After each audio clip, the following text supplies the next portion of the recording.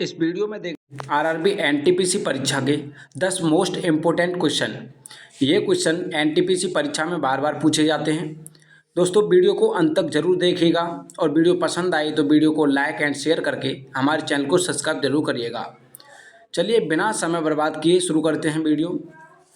आपका पहला क्वेश्चन दिया है, अमन किसी वस्तु को 10% की छूट देकर 5,400 रुपये में बेचता है तो उस वस्तु का अंकित मूल्य क्या होगा।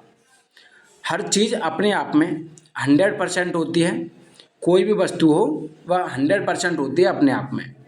तो इसमें 10% की छूट देकर कितना बचेगा, ये 90%। 100% में से 10% कम हो जाएगा तो ये 90% बचेगा। 90% का मान आपको दे रखा है 5,400 रुपये। तो हमें 100% का मान ज्ञात करना है, क्योंकि हमें जो वस्तु का पहले अंकित मूल्य था उसका मूल्य ज्ञात करना है कि अंकित मूल्य क्या होगा। तो 90 से इसमें भाग देंगे तो 1% का मान निकल के आ जाएगा, और इसे जब 100 से मल्टीप्लाई कर देंगे तो ये आपका 100% का मान निकल करके आ जाएगा। चलिए इसे सॉल्व करते हैं। 0 से 0, 9 से 54 को काटेंगे, 9 छिक्के 54, 60 बार में कट जाएगा 540।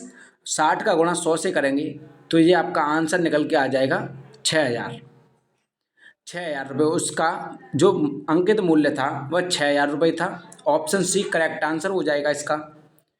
अगला क्वेश्चन देखते हैं। यदि 1 का स्क्वायर प्लस 2 का स्क्वायर प्लस 3 का square plus dot dot dot plus 14 का स्क्वायर बराबर 1,015 है तो 3 का स्क्वायर प्लस 6 का स्क्वायर प्लस 9 का स्क्वायर इसी प्रकार से 42 तक के स्क्वायर का मान कितना होगा। तो ऐसे क्वेश्चन जब भी पूछे जाएं तो इसमें कैसे करेंगे देखते हैं कि आपको इसका मान दे रखा है 1 का स्क्वायर, 2 का स्क्वायर, 3 का स्क्वायर, इस प्रकार से 14 तक के जो योग हैं, 14 तक के स्क्वायर हैं, उनका योग दे रखा है 1,015।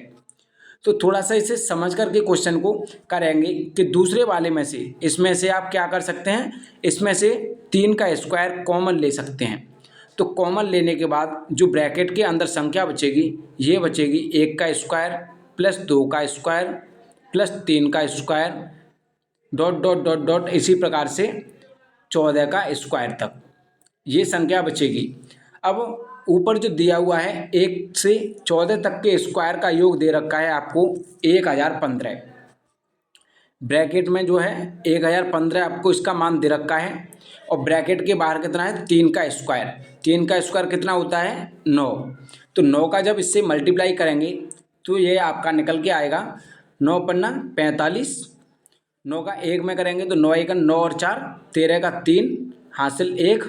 9 का 0 में 0 1 हासिल हो जाएगी 1। 9 का 1 में करेंगे तो ये 9। इसका जो आंसर निकल के आएगा ये आएगा 9,135। ऑप्शन बी करेक्ट आंसर हो जाएगा इसका। दोस्तों कोई क्वेश्चन समझ में ना आए तो हमें कमेंट बॉक्स में ज़रूर बताना। अगला क्वेश्चन है आपका, यदि A अनुपात B 15:16 है, B अनुपात C 8:25 है तथा C अनुपात D बराबर 20:9 है तो A अनुपात D का मान ज्ञात कीजिए। तो A अनुपात D का मान कैसे निकालेंगे, देखिए इसे अच्छे तरीके से कि सबसे पहले इसमें A अनुपात B अनुपात C अनुपात D इन चारों को लिख लेंगे। अब इसमें मान लिखेंगे A अनुपात B क्या है 15:16, 15:16 है। B अनुपात C दिया है 8:25, 8:25, और C अनुपात D दिया हुआ है 20:9। अब यहाँ पे जो खाली जगह बची हैं इनमें क्या भरा जाएगा, क्या आएगा, कौन से अंक आएंगे। इसमें जो इसके पड़ोस में अंक होता है, जैसे C के पड़ोस में B है तो B का मान जो दिया है हुआ है 16, यही दोनों संख्याओं की जगह पर रखा जाएगा। 16 रख दिया। सबसे आसान तरीका है कि जो जिसके साइड में हो उसी को उतार दें खाली स्थानों पे। अब नीचे वाले में 25 की साइड में 25 आ जाएगा, इसी प्रकार से इसके 8 के जो आगे आएगा वो 8 आ जाएगा, और नीचे वाले में जो संख्या में 20 है तो यहाँ पे 20 आएगा। आगे भी इसके 20 आ जाएगा। इसमें से क्या पता करना है हमें, ए अनुपात डी, यानी ए का मान और डी का मान हमें पता करना है। तो ए और डी के मान में जो भी संख्या कट सके उसे काट सकते हैं, क्योंकि ए अनुपात बी का मतलब होता है ए बराबर बी, और ए बराबर बी तरीके से संख्या हो तो आपस में कट जाती हैं। तो चलिए काटते हैं। 8 से काटेंगे 16 को 2 बार में, 20 को काटेंगे 5 से 4 बार में, और 25 को 5 बार में।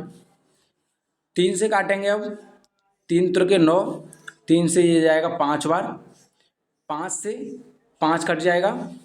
अब बचा कितना, 4 और दूसरी साइड में बचा है 2 और 3। तो इसमें 2 से जब 4 को काटेंगे तो 2 बार कट जाएगा। तो इस यहाँ से जो निकल के आएगा ये आएगा 2:3। तो हमारे पास ए अनुपात डी का मान आ चुका है 2:3। ए अनुपात डी का मान 2:3 होगा। ऑप्शन बी करेक्ट आंसर हो जाएगा इसका। अगला क्वेश्चन, यदि 8 मेज का क्रय मूल्य 5 मेजों के विक्रय मूल्य के बराबर है तो लाभ या हानि प्रतिशत ज्ञात कीजिए। ऐसे जब क्वेश्चन दिए हुए हों तो कैसे करेंगे कि 8 मेज हैं, उनका जो सीपी है, क्रय मूल्य होता है कॉस्ट प्राइस, यानी कि सीपी 5 मेजों के एसपी के बराबर है, यानी कि सेलिंग प्राइस के बराबर है। तो यहाँ से सीपी कितना हो जाएगा, 5, क्योंकि उसके बराबर वाला उसका मूल्य होता है। तो सीपी हो जाएगा 5, सीपी है 5 और एसपी है आपका 8। 5 रुपये में खरीद करके 8 रुपये में किसी वस्तु को बेचा जाता है तो उस पर लाभ कितना होगा, 3 रुपये का।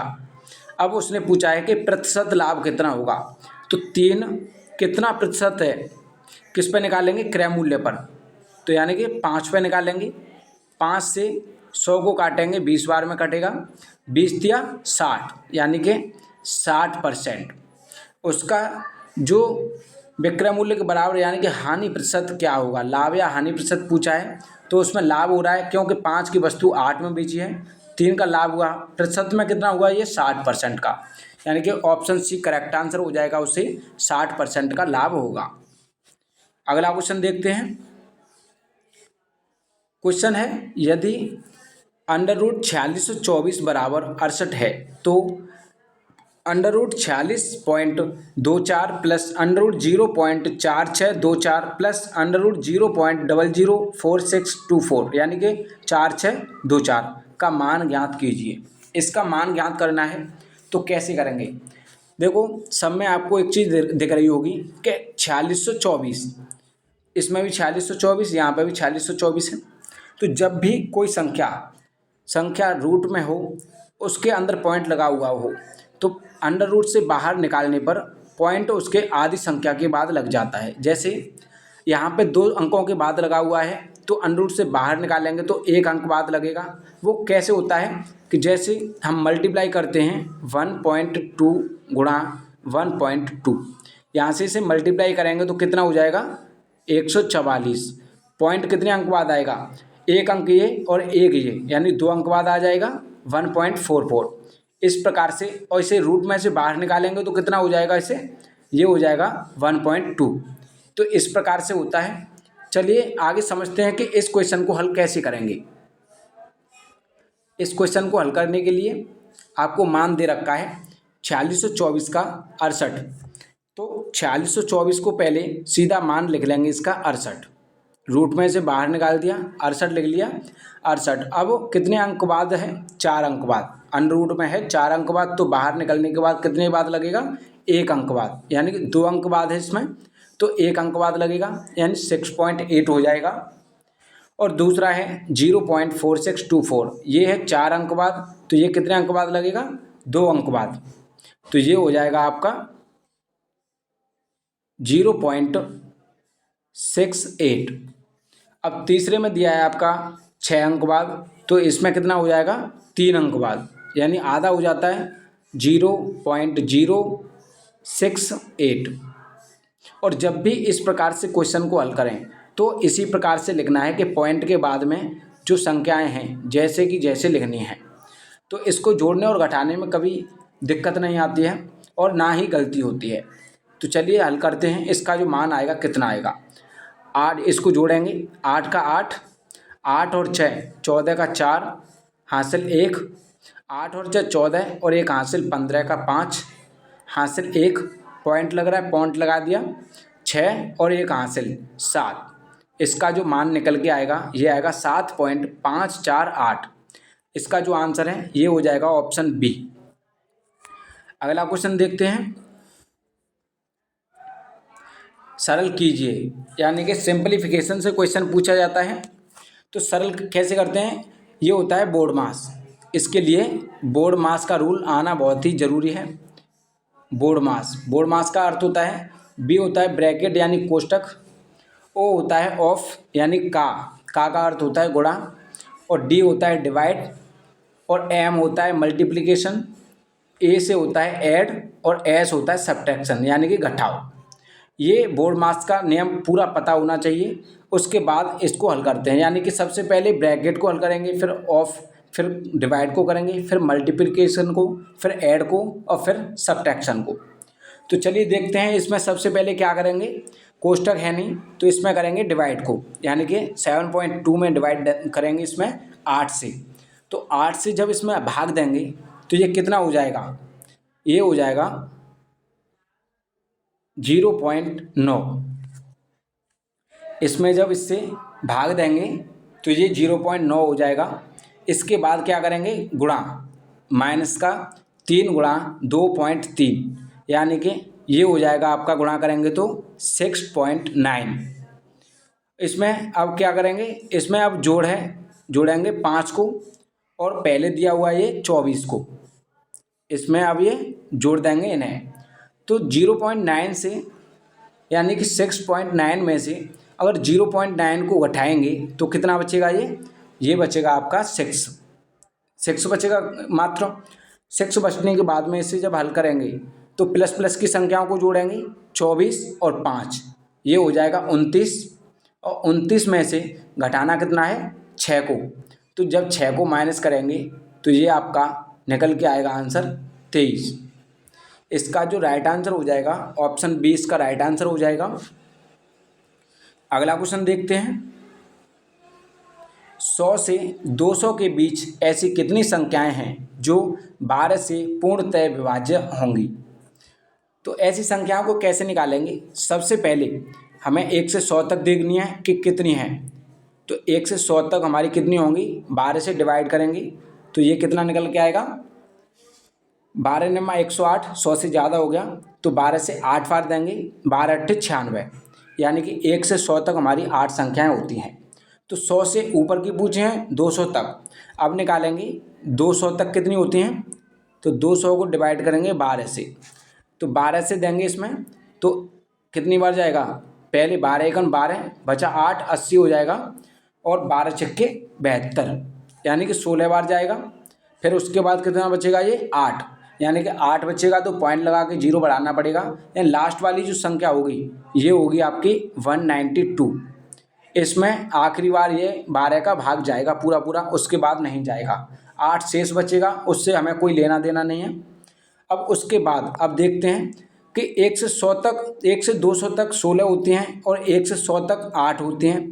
तो इसमें से जो 1 से 100 तक की संख्याएं हैं उनको घटा देंगे, यानी 16 में से जब 8 को घटाएंगे तो कितना आएगा निकल के हमारा 8, यानी कि 100 से जो 200 तक के बीच में 12 से पूर्णतः विभाज्य संख्याएं होंगी वह 8 होंगी। इसका जो राइट आंसर हो जाएगा वो हो जाएगा ऑप्शन ए, इसका राइट आंसर है। अगला क्वेश्चन देखते हैं। यदि किसी गांव की जनसंख्या 5 वर्ष में 1,75,000 से बढ़कर 2,62,500 हो जाती है तो जनसंख्या में प्रति वर्ष होने वाली औसत प्रतिशत वृद्धि ज्ञात कीजिए। यानी प्रति वर्ष में औसत प्रतिशत वृद्धि कितनी होती है ये हमें पता करना है। तो सबसे पहले देखेंगे हम कि 1,75,000 से कितनी बढ़ी है, 2,62,500 हो गई है।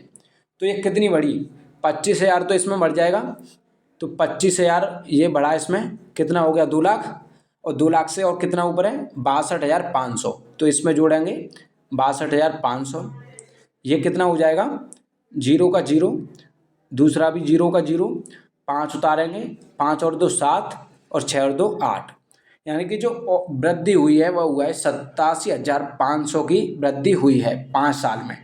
तो इसमें एवरेज निकालने के लिए से 5 से भाग देंगे, तो 5 से भाग देंगे तो ये कितना निकल के आएगा, 5 से काटो, 5 से एक बार बचेगा कितना 3, 37 हो जाएगा। 37 में 5 से देंगे तो 5 सत्ते 35, 2 बचेगा 25 हो जाएगा। 5 से 25 में 5 बार जाएगा, 5 25 और 2 जीरो की 0, यानी प्रति वर्ष उसमें 1,000 यानी 17,500 की वृद्धि होती है। अब इसने पूछा है प्रतिशत में कितना होगा, तो ये 17,500 कितना प्रतिशत है, 1,75,000 का। तो इसे सॉल्व करेंगे, 2 जीरो से 2 जीरो और इस 1 जीरो से 1 जीरो, यहाँ से जब 175 से 1750 को काटेंगे तो ये आपका निकल के आ जाएगा 10%, यानी उसमें औसत वृद्धि प्रति वर्ष 10% की होती है। ऑप्शन ए करेक्ट आंसर हो जाएगा इसका। अगला क्वेश्चन देखते हैं, यदि A अनुपात B 5:8 है और B अनुपात C 18:25 है तो A अनुपात C का मान क्या होगा। चलिए देखते हैं, इसे लिख लेंगे पहले, A अनुपात B अनुपात C, इसके मान किस तरीके से दिए हैं कि A अनुपात B दिया हुआ है 5:8 और B अनुपात C दिया है 18:25। यहाँ से जो खाली स्थान है उसके पास कौन सा है, 8 है, तो 8 उतारेंगे और 18 के पास में कौन सा है, 18, खाली स्थान पर जो पड़ोसी होता है उसे ही रख देंगे। इसे जब सॉल्व करेंगे, इसमें से मान पूछा है A का और C का, तो A C का मान निकालेंगे तो A और C में जो भी कट सकें संख्याएं उन संख्याओं को काट देंगे और ना कटें तो उन्हें ऐसे की ऐसे रहने देंगे। यहाँ पर ये 8 है, ये 18 नहीं है, ये 8 है यहाँ पर। तो इसे जब सॉल्व करेंगे, इसे दोस्तों थोड़ा दोबारा से अच्छे से बताते हैं, समझाते हैं कि किस तरीके से होगा।